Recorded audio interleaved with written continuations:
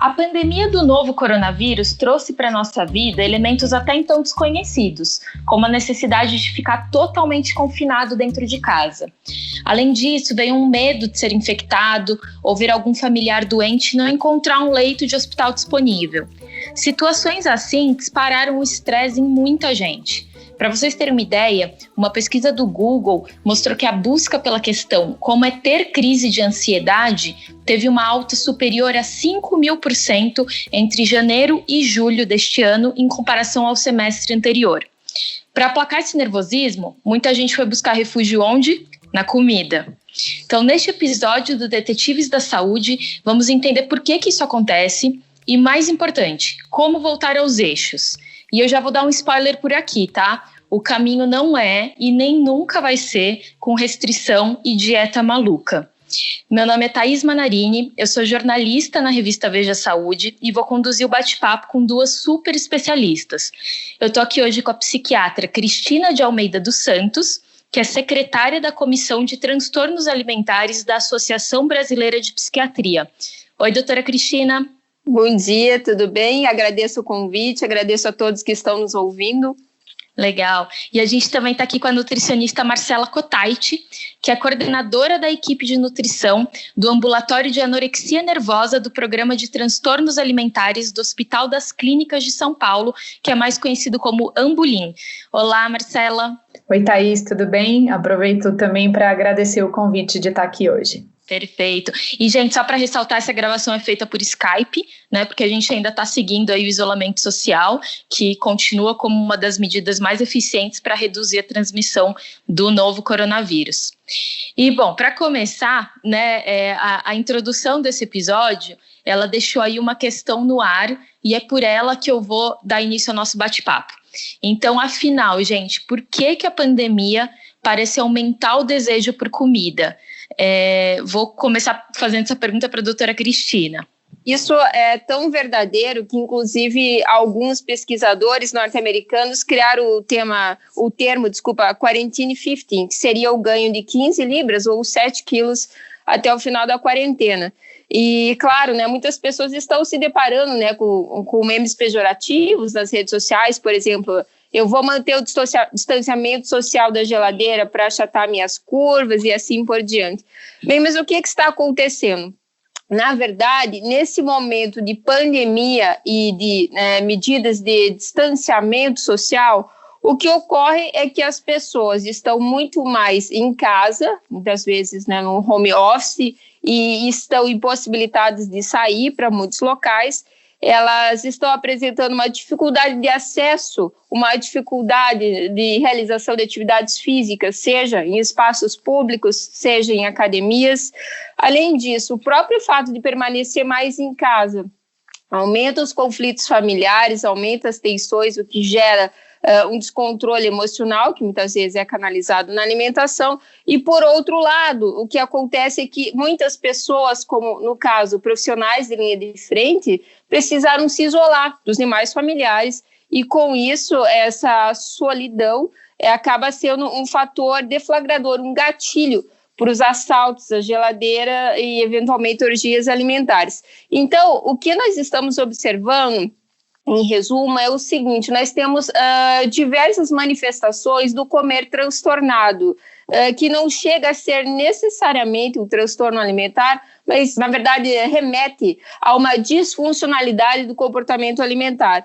E isso se manifesta através do comportamento de beliscar, vem do termo inglês grazing, onde a pessoa sistematicamente se alimenta sem estar com fome. Muitas vezes ela se alimenta no automático, ou seja, sem ter consciência do ato alimentar. Ela está vendo televisão, ela está no home office, ela está conversando com os familiares e acaba se alimentando sem perceber, sem ter consciência. E nós temos o famoso comer emocional, que é o famoso comer os problemas, ou seja, a pessoa maneja frustrações, maneja tristezas, maneja decepções na alimentação, né? Então, no caso, teve problema no trabalho, na vida pessoal, com os filhos, ela se alimenta para tentar aplacar a eventual dor que ela esteja sentindo. Doutora Marcela, é bem por aí, então, a pandemia tem Você tem notado isso também na sua prática, esse desconto na comida? Olha, Thaís, com certeza. Eu acho que principalmente pelo aumento da disponibilidade de comida também, né? Porque, de alguma maneira, esse momento de pandemia fez com que a gente mudasse a nossa maneira de organizar as compras, por exemplo. Então, as compras acabam sendo planejadas para que durem mais dias e, com isso, as pessoas acabam convivendo com uma disponibilidade de comidas maior. E como a doutora Cristina falou, é fato que existe uma transformação aí nos motivadores para a gente comer, né? E, inclusive até o surgimento de novos motivos para que a gente coma, né? Como bem exemplificado pela doutora Cristina, a situação do home office para muita gente, ou até de uma intensidade da vivência, por exemplo, com os filhos, com a família, podem gerar novos gatilhos para a gente comer. Então, com certeza, esse momento, ele deu uma embaralhada na nossa alimentação. E, gente, aí eu queria trazer um dado aqui também que eu achei muito interessante, que uma pesquisa da Embrapa Gado de Leite, com mais de 5 mil pessoas, ela mostrou que 14% das famílias aumentaram o consumo de leite condensado depois do início da quarentena. E a manteiga foi mais buscada por 16% dos entrevistados. E assim, ninguém precisa ser um mestre cuca aí para saber que esses ingredientes eles são super indispensáveis em sobremesas, né? Como o brigadeiro clássico, né, do brasileiro. E eu mesma fiz 3 receitas de brigadeiro aqui em casa, acho, desde o início da quarentena, não era uma coisa que era um hábito. E aí eu queria perguntar para vocês, né? Vou começar com a doutora Marcela. Por que as pessoas costumam escolher alimentos mais apetitosos, né? A gente não vê o pessoal se atracando com brócolis, com pé de alface. É sempre o brigadeiro, o chocolate, né? Uma coisa mais apetitosa mesmo, gostosa, né? Por que isso acontece? Thaís, na verdade, né, existem alguns motivos para isso acontecer. Eu acho que o ponto fundamental do fazer brigadeiro, fazer sobremesa, coisas gostosas, é porque uma das funções da comida é, de alguma maneira, trazer o que a gente chama, né, de comfort food, que é trazer conforto, é trazer aconchego. A comida tem esse poder especial, né? E aí a gente pode partir para 2 caminhos diferentes, que é o comer emocional e também o comer emocionado, né?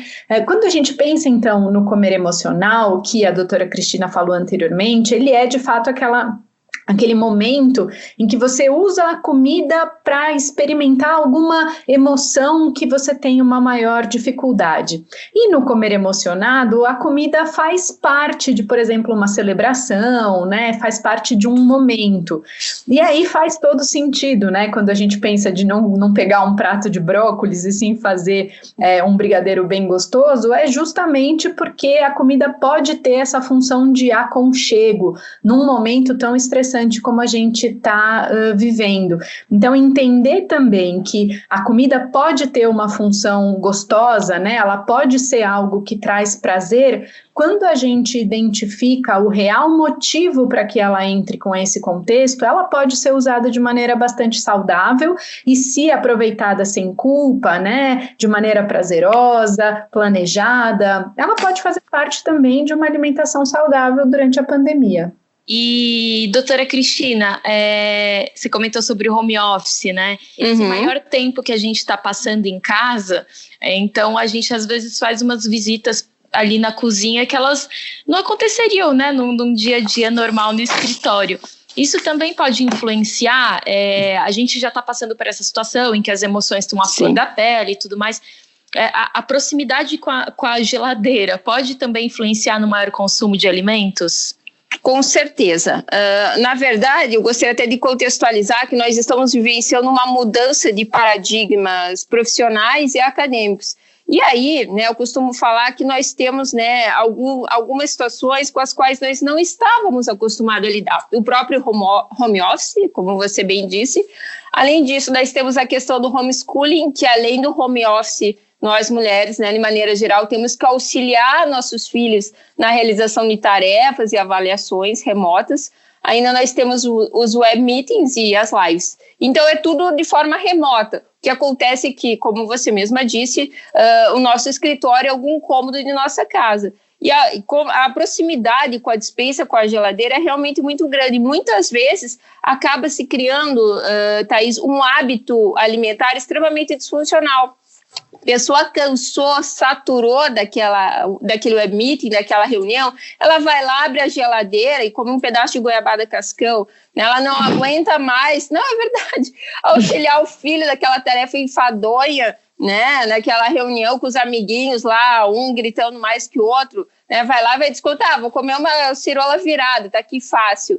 E a pessoa não contabiliza esse tipo de alimento que ela está ingerindo. Porém, o metabolismo é impiedoso, né? O cálculo é exato e no final da história, certamente, o balanço vai ser desfavorável e realmente vai contribuir para o ganho de peso. Aí eu fico imaginando também a questão da organização, né? Porque, por exemplo, quando a gente vai para o escritório, você meio que se programa, no lanchinho da tarde eu vou levar hoje uma banana para comer, né? Quando tem fome e tal. Aqui em casa é aquela coisa, você não faz uma programação, porque você já está dentro da sua casa. Só que se você não fizer essa programação, você abre a geladeira e vai ter, sei lá, uma mousse, né? Aí aquela banana vai ficar esquecida ali. Eu imagino que isso também influencia, né? Com certeza, e algo muito importante também, a doutora Marcela falou, é que muitas vezes nós estamos com aquela fissura pelas comfort foods, até pelo momento de estresse que nós estamos passando, que gera uma necessidade fisiológica até muito maior de geração de energia, que supostamente prepararia o corpo para enfrentar uma ameaça, e essa energia provém, Thaís, né, de alimentos de alta densidade calórica, ricos em gorduras, açúcares, carboidratos, então bolacha, batata frita, chocolate, milkshake. E com isso, quando a pessoa está estressada, além da questão da pandemia, com o home office, por exemplo, ela vai lembrar, como você disse, do mousse que tem na geladeira, do pedaço de pizza que sobrou de ontem. Então, nesse sentido, é muito importante tentar manter uma organização e uma rotina alimentar, tanto em termos de horário, como também ter opções mais saudáveis e menos calóricas, facilmente acessíveis. Nesse sentido, você poder ter frutas picadas, barras de cereal, iogurte light disponível, acessível, é importante, porque eu duvido que alguém que está com fissura por comfort food vai descascar a fruta, vai lavar, vai picar e fazer uma salada de fruta. Eu realmente acho muito improvável. E, doutora Marcela, queria te fazer a pergunta, acho que de R$1 milhão, então, né? Como que a gente diferencia a fome da vontade de comer? Bom, Thaís, a gente pode entender elas como gatilhos completamente diferentes, né? Motivos completamente diferentes para a gente comer. A fome, ela deve ser compreendida como uma sensação física, né? A fome vem de uma necessidade física de reposição energética. Então, geralmente a gente tem alguns sinais característicos da fome que vão desde o estômago roncar, dor de cabeça, mau hálito, e esses sintomas vão se agravando com o passar do tempo, né? Que indicam aí uma necessidade de repor energia. O que é muito importante da gente entender é que a fome não é específica, né? E o que eu estou querendo dizer com isso é que ninguém sente fome de chocolate, ou fome de bolacha, ou fome de salada, por exemplo. A fome, ela não tem essa especificidade, que é bastante diferente da vontade de comer. Quando a gente pensa na vontade de comer, ela não tem essa raiz física, né? Claro que ela pode acontecer com fome ou sem fome, que é o que acontece na maioria das vezes, mas ela é uma questão que vem quando a gente fala desse comer emocional, muitas vezes, aonde eu então ou desconto o meu tédio, o meu ócio, o meu cansaço, a minha frustração, a minha ansiedade em um alimento mais gostoso e dessa maneira mais específico, né? Eu brinco com os meus pacientes que dá vontade de comer doce, e aí é o doce que tiver na geladeira, é o doce que tiver no armário. Então, sem esse sinal físico, fica um pouco mais fácil da gente entender qual que é o motivo que a gente está buscando a comida. Então, ele sendo o fisiológico da fome, ou ele tendo essa característica mais emocional da vontade de comer. Perfeito. Agora, doutora Marcela, como já foi pontuado, né? Comer uma coisa gostosa não é nenhum pecado. Então, eu, de repente, tô vendo uma série à noite, quero comer realmente minha colher de brigadeiro. Ok. Mas o que distingue um comportamento saudável, né, de um comportamento capaz de trazer prejuízos à saúde? Thaís, eu acho que o início da resposta é que quanto mais a gente demoniza os alimentos, a gente percebe um efeito bem rebote, né, nas pessoas que fazem restrição. A gente percebe que restrição alimentar acaba gerando episódios de exagero ou de compulsão alimentar, principalmente com os alimentos proibidos.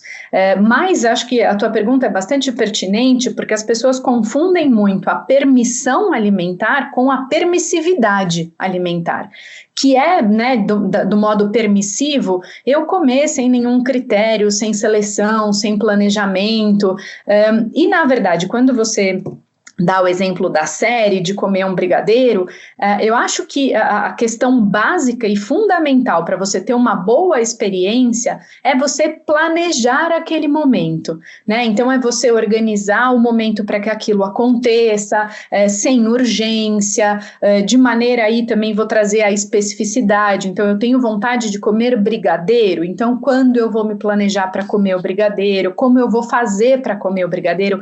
A maneira que o indivíduo come é muito mais importante do que o que ele come, porque se eu como o brigadeiro com permissão incondicional para tal, é muito provável que eu coma quantidades mais adequadas, que eu coma de maneira mais pacífica e menos voraz, com menos culpa e em menor quantidade se comparado com aquele momento sem planejamento, impulsionado por questões emocionais. Ótimo. Doutora Cristina, queria te ouvir também sobre essa questão, né, do comportamento aí que passa ali do ponto. Isso também, se a pessoa está notando, por exemplo, que ela está engordando muito nessa quarentena, isso também pode ser um sinal, né? Veja, o que acontece é que todos esses comportamentos de comer excessivo podem levar a um sobrepeso e eventualmente podem levar a um transtorno alimentar propriamente dito. Não sei se foi exatamente essa a sua pergunta, mas o que nós temos que estar realmente atentos é quando o comportamento alimentar disfuncional ele acaba se tornando a regra e não exceção. Então, veja, muitas vezes nós temos a necessidade de comer um alimento altamente palatável, um alimento hedônico, altamente prazeroso, como a doutora Marcela falou, muitas vezes vendo um filme, num final de semana, para comemorar alguma coisa especial, mas a partir do momento que a pessoa sistematicamente busca o conforto nesse tipo de alimento e muitas vezes pode chegar a perder o controle do que, de quanto está comendo, aí realmente nós temos um problema. Então, assim, se nós imaginássemos, né, uma ascendente de problemas gerados, né, pelo excesso alimentar, além do comer transtornado, que já foi muito comentado, nós podemos chegar num grau mais extremo, que seria um transtorno alimentar propriamente dito, como o caso do transtorno da compulsão alimentar. Esse transtorno da compulsão alimentar, ele é caracterizado por uma grande disfuncionalidade. Então, assim, para explicar em termos mais compreensíveis, é o famoso ataque de comida, Thaís, quando a pessoa perde o controle do que e de quanto está comendo, ela come muito mais do que qualquer pessoa comeria numa situação, sob circunstâncias semelhantes, e ela sente muita culpa e muito arrependimento após ter submetido a esse episódio de orgia alimentar. E em termos de critérios diagnósticos, claro que isso é um preciosismo diagnóstico, seria necessário que ela se submetesse a esse tipo de comportamento pelo menos uma vez por semana, por no mínimo 3 meses. Mas, assim, como identificar isso na prática? É aquela pessoa que muitas vezes chega em casa ou já está em casa e abre a geladeira, começa a comer a lasanha diretamente da bandeja, dela vê que tem arroz gelado, ela come, ela começa a mamar leite condensado, ela vê que tem biscoito no pacote, ela vê que tem um bolo cortado. e ela vai se alimentando até ela passar mal, se sentir extremamente plena, sentir um desconforto muito grande. Ela só vai interromper esse episódio dessa orgia alimentar quando ela estiver extremamente desconfortável, se o alimento acabou, chega nesse extremo, por incrível que pareça, ou se alguém interrompe, ou se alguém liga, ou se alguém chega na casa dela e interrompe. Então, chega nesse extremo.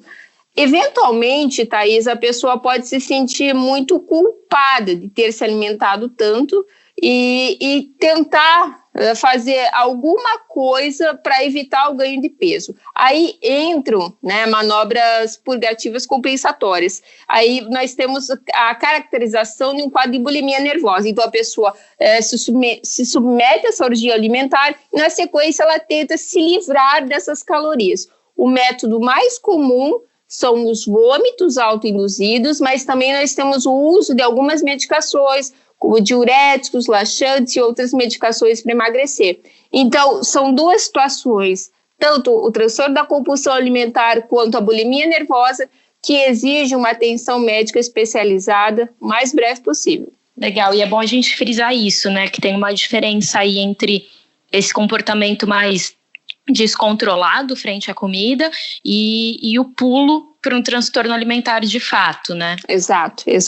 E aí, até aproveitando esse gancho do transtorno alimentar, eu queria saber, doutora Marcela, até pela sua experiência no Ambulim também, esse momento da pandemia, ele é capaz de destrambelhar aí o controle de um transtorno alimentar que já tinha sido previamente diagnosticado em alguém, ou de repente abrir caminho para esse transtorno se manifestar? Como que vocês estão enxergando esse momento? Olha, Thaís, é um momento bastante delicado para quem tem transtorno alimentar, né? O que eu insisti em falar desde o momento zero dessa pandemia é: quem está em tratamento, não abandone o tratamento agora. E quem não faz, procure o tratamento, porque com esse aumento da disponibilidade de comida, com fatores familiares e emocionais completamente diferentes das situações normais, tem vários estudos já mostrando o quanto as pessoas com transtorno alimentar podem piorar os quadros nesse momento tão delicado. Então, é muito importante se cuidar nesse momento e mesmo quem não tem transtorno alimentar, né, ficar atento se comportamentos disfuncionais surgiram a partir desse momento de estresse. Uma coisa que eu acho que é fundamental da gente falar é que transtorno alimentar não tem cara. E quando eu falo isso é que não é uma exclusividade de pessoas gordas, não é uma exclusividade de pessoas que gostam de comer, né? A gente, ou de mulheres jovens que muitas vezes, acho que por puro preconceito, as pessoas acreditam que transtorno alimentar é frescura, né? E não, né? É uma doença super séria, que é preciso bastante cuidado no manejo, especialidade no tratamento. Acredito que a doutora Cristina vai concordar comigo. Então, é muito importante ficar atento nesse momento, porque sim, é um momento muito mais delicado para piorar a relação das pessoas com a comida e com o corpo. E aí a gente pensando, voltando um pouco para essas pessoas que não necessariamente têm um transtorno identificado, né, ou realmente têm um transtorno, mas que estão nessa situação agora de estar comendo bastante por causa da pandemia e tudo mais. Eu queria discutir um pouquinho com vocês quem que são essas pessoas, né, as mais suscetíveis a esse tipo de comportamento, porque eu estava brincando aqui do meu brigadeiro e tudo mais, mas eu tenho consciência que, por exemplo, eu não tenho esse perfil do descontrole alimentar, né?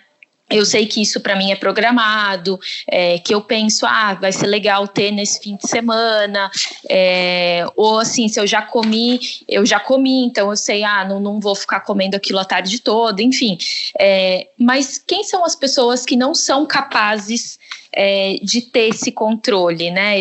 A gente já fez uma reportagem sobre isso na revista, e eu conversei com vocês duas, inclusive, e achei muito interessante que apareceu aí a questão do controle alimentar prévio. Então, pessoas que geralmente fazem muita dieta, são muito restritas, assim, né? Não posso comer carboidrato, ou não posso comer doce, enfim, parece que são as que mais sofrem agora. Queria saber se é isso mesmo e por quê.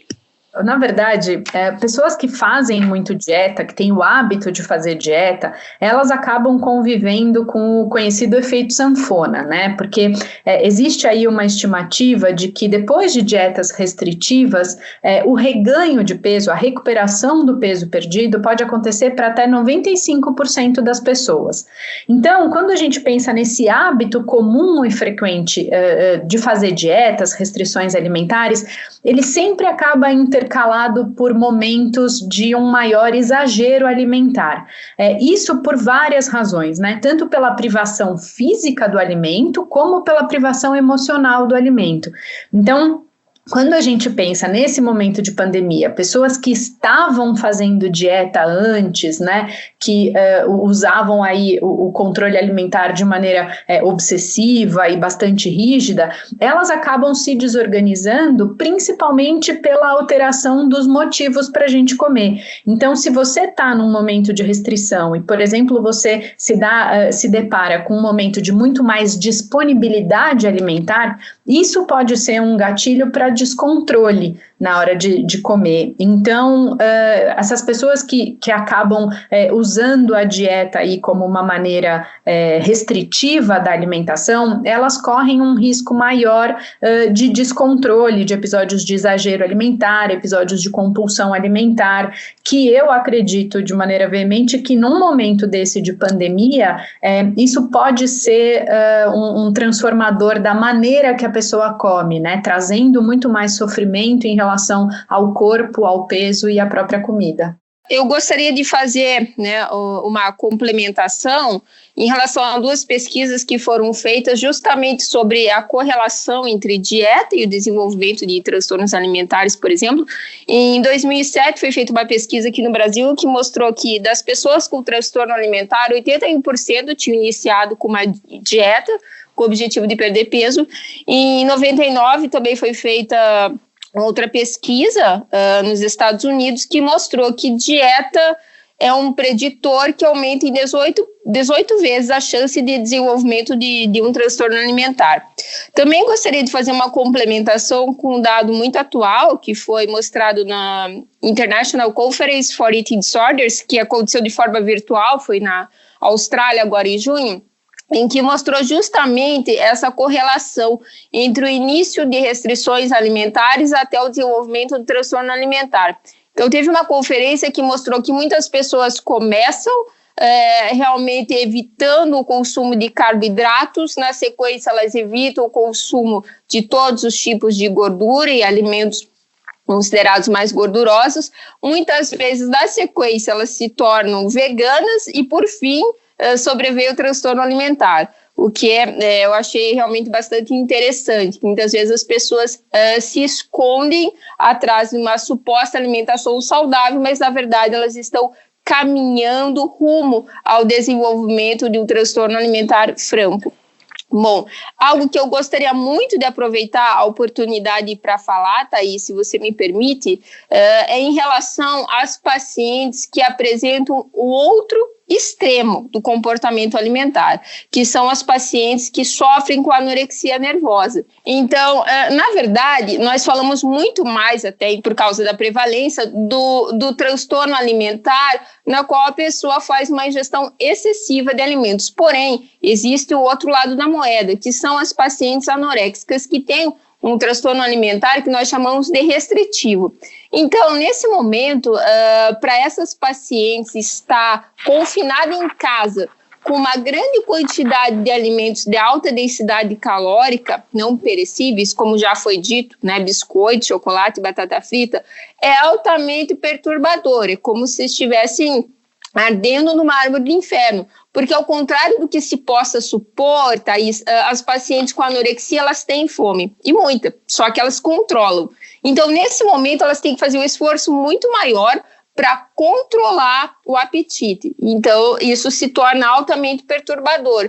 E como elas têm essa característica de exercer um autocontrole muito grande, elas aumentam o autocontrole, elas aumentam a restrição alimentar. Fora isso, tem um outro agravante. Elas não conseguem desgastar calorias fazendo exercícios físicos, porque, de maneira geral, tanto as academias como os espaços ao ar livre estão apresentando uma certa restrição ao acesso nesse momento. Então, elas aumentam a restrição alimentar, uma vez que elas não conseguem desgastar essas calorias na malhação. Então, nós observamos uma piora desse tipo de transtorno alimentar restritivo, que é a anorexia, por exemplo.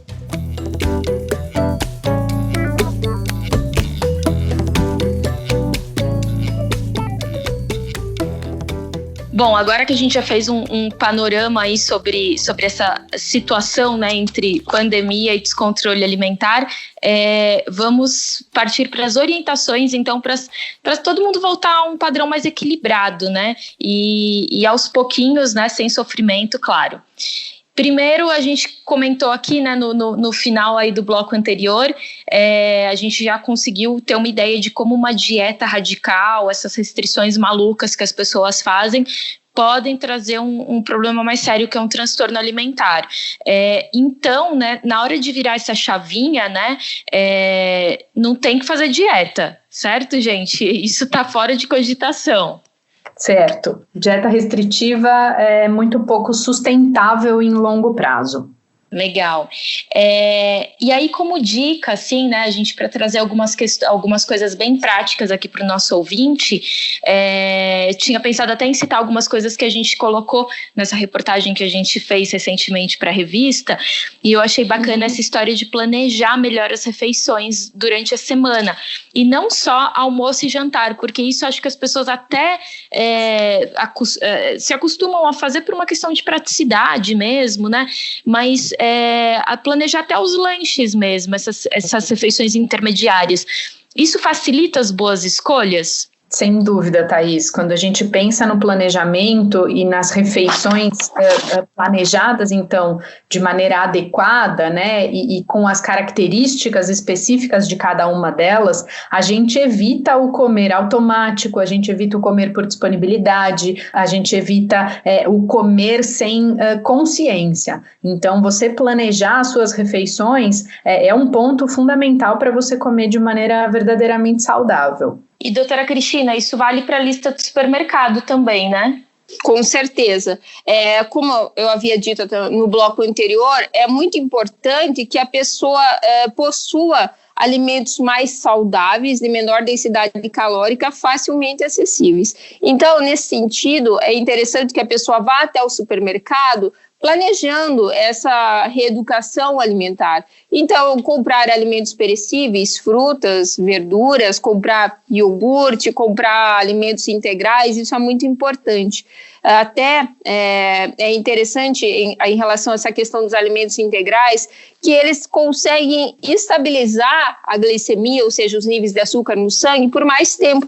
Com isso, a pessoa demora muito mais para sentir aquela vontade de comer doce ou algum outro alimento.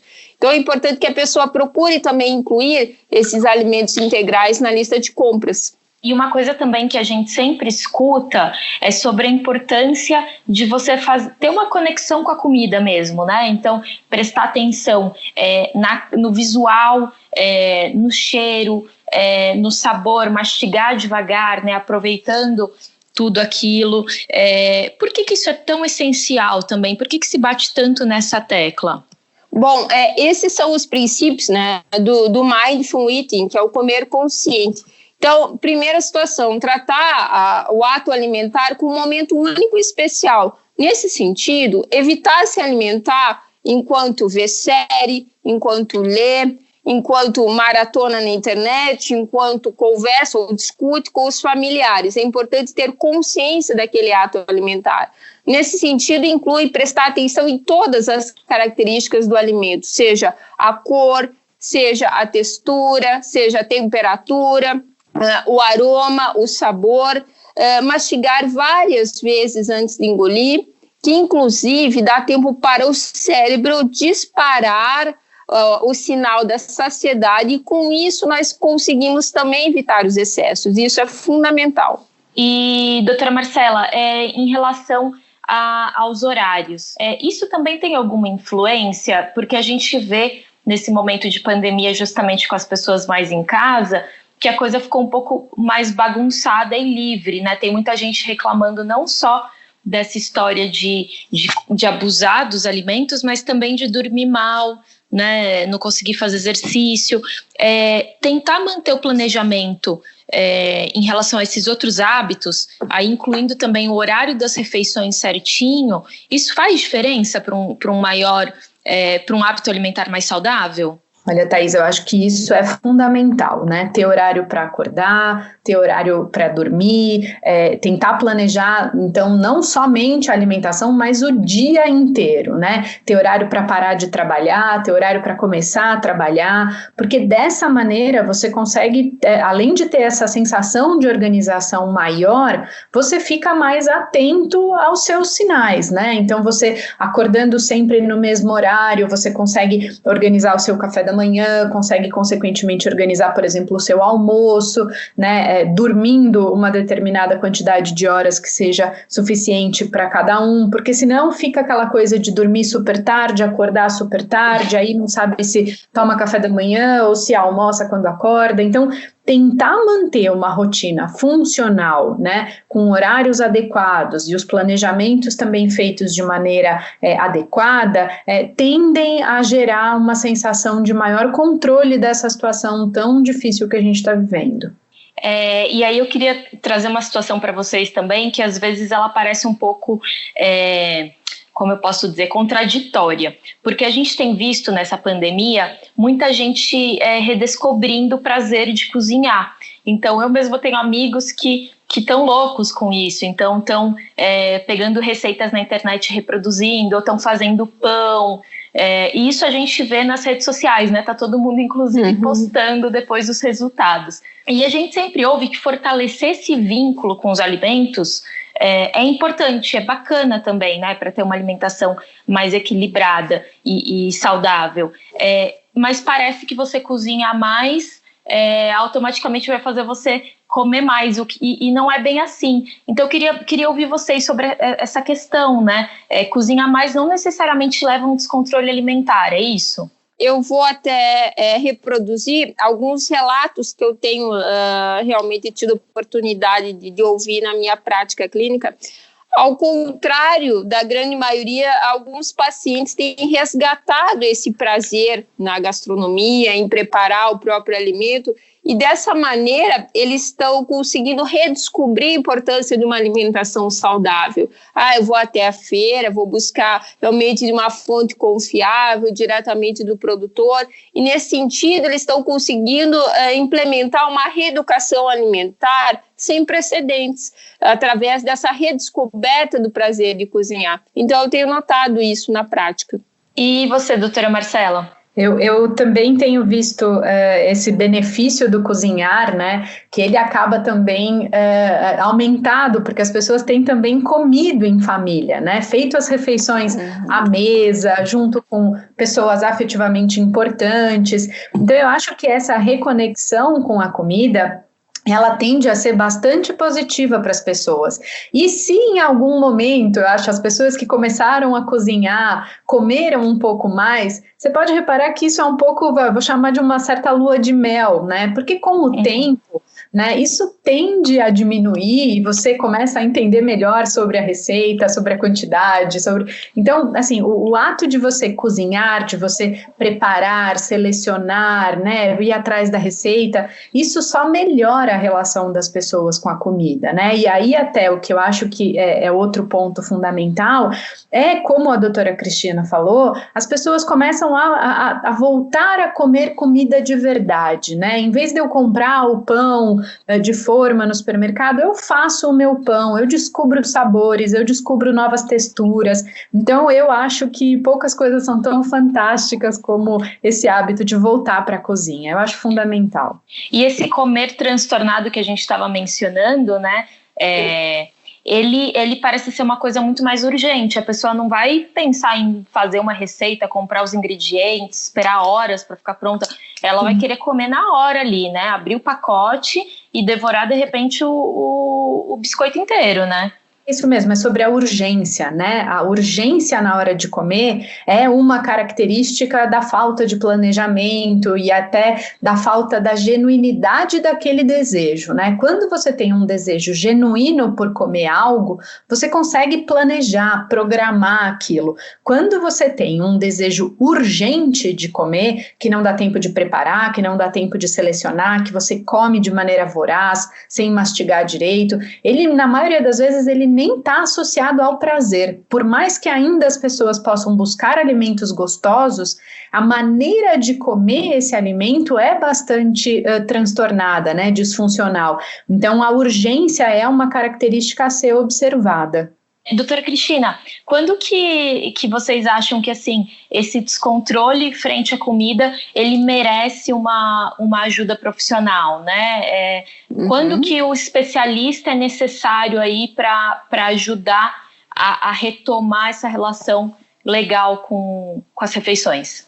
Eu creio que a partir do momento que a pessoa perde a capacidade de escolher entre se alimentar e não se alimentar, por exemplo, ela não consegue mais exercer o livre-arbítrio, tem que acender uma luz de alerta. A partir do momento em que a relação com a alimentação e a preocupação com o peso se tornam aspectos centrais na vida da pessoa, realmente é hora de buscar ajuda. Eu vou dar um exemplo simples. Tem muitas pessoas que passam o dia todo planejando como vai ser a orgia alimentar na noite e depois, né, no dia subsequente, se sentem tão culpadas que passam o dia malhando para desgastar essas calorias. Então, Thaís, se você for observar, essa pessoa gasta a maior parte do tempo justamente nesse ciclo vicioso entre excesso alimentar, desgastar calorias, e está sobrando muito pouco tempo para outros aspectos relevantes da vida dela. Certamente, nesse tipo de situação ou afins, ela precisa de uma ajuda urgente. Doutora Marcela, eu lembro de uma coisa que você comentou e que eu achei muito marcante sobre essa questão de buscar ajuda e como é crucial que esse especialista ele seja mais focado no tratamento de transtornos alimentares. Fala um pouquinho sobre isso para a gente, por favor. Claro, e eu vou falar no que tem relação principalmente ao tratamento nutricional, né? Porque quando a gente compara as abordagens mais tradicionais de nutrição com a abordagem focada no tratamento de transtornos alimentares, os objetivos podem ser bastante diferentes, né? Quando a gente pensa no tratamento nutricional do transtorno alimentar, ele tem como grande objetivo ajudar a pessoa a ressignificar a relação dela com o corpo e com a comida. E a gente entende que, se baseado no modelo mais tradicional de nutrição, que muitas vezes é punitivo, restritivo, essa relação com a comida não é trabalhada a fundo.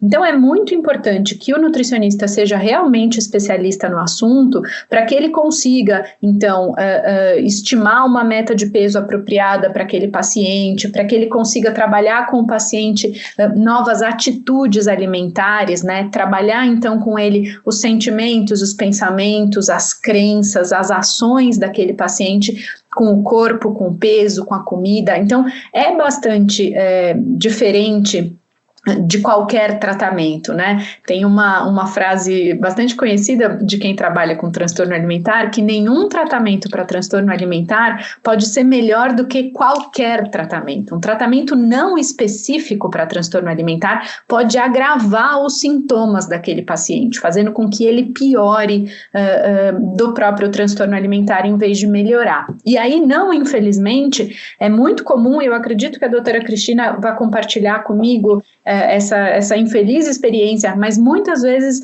a gente vê pessoas adoecendo em consultórios de nutricionistas, por exemplo, né? Bastante impulsionados aí por uma pressão estética, para fazer dietas muito restritivas, as pessoas acabam adoecendo com um tratamento não especializado, que é muito triste, mas que infelizmente acontece. E para finalizar esse bloco, eu queria falar um pouco sobre a questão do ganho de peso.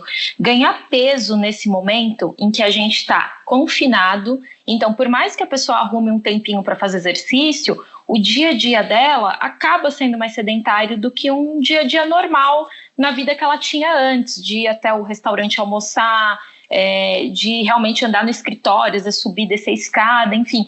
Engordar nesse momento um pouco não deve ser visto também como o fim do mundo, né, gente? De forma alguma. Eu acho que nós temos que fazer uma análise macro da situação. Nós estamos vivendo um momento de pandemia e calamidade que potencialmente coloca a vida de toda a humanidade em risco, Thaís, sem precedentes. Nesse sentido, eu acho que a sensatez deve imperar. Então, se aconteceu de a pessoa ganhar peso nesse momento, onde existe essa mudança de paradigmas profissionais, onde existe a limitação de acesso a locais de realização de atividades físicas, isso não é motivo de forma alguma para culpa, para arrependimento, para se auto-açoitar. De maneira alguma. Eu creio que nunca é tarde para a pessoa tomar consciência, eventualmente, de um comportamento alimentar disfuncional, empreender esforços no sentido de tentar melhorar a relação com a comida, procurar ter uma regularidade na realização de atividades físicas. Então, eu acho que a sensatez, nesse momento, deve imperar, e não a punição. E, doutora Marcela, se esse ganho de peso, que né, a gente está falando de um ganho de peso aí... Ninguém está falando de ganhar 15 quilos, mas se acontecer esse ganho de peso e a alimentação tá ok, de novo, não é uma coisa para você ficar bitolado, né? Não, eu gostei muito de como a doutora Cristina terminou a fala dela, né, que é um momento da gente ser sensato, de ter, então eu acho que de fato ponderar, né, o que está acontecendo e o que é ganhar 2 ou 3 quilos nesse momento, e mais ainda, né, eu acho que entender que o nosso corpo é muito inteligente e que com a volta das nossas atividades normais, né, das nossas atividades corriqueiras, é muito provável que o corpo se recupere e que você naturalmente perca esses quilinhos aí que você ganhou por quase condições óbvias, né? A gente tá de fato muito mais parado, a gente mudou tudo, né, Thaís? E eu acho que quando a gente não coloca todos esses fatores na nossa conta, a gente acaba tendo resultados bastante pessimistas em relação ao ganho de peso. E que sim, devemos ser sensatos e que tudo vai ficar bem depois, inclusive esses quilinhos que você ganhou na quarentena.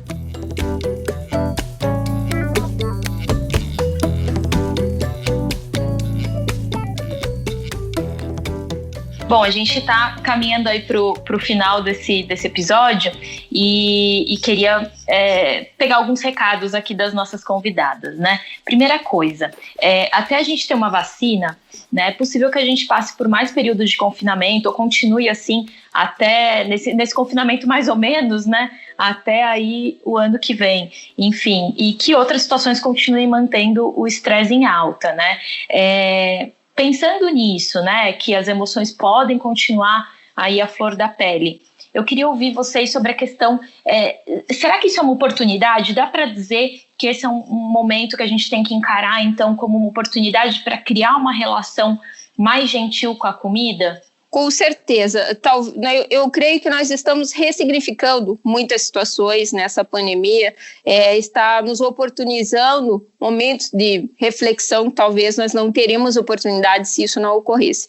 Então, em relação à relação com a comida, com a alimentação, nós temos que entender que comida é uma necessidade que nos provê o aporte necessário de nutrientes e energia para todas as nossas atividades. Também não deixa de ser uma forma de socialização e, acima de tudo, uma fonte de prazer. Ela provoca realmente sensações bastante agradáveis.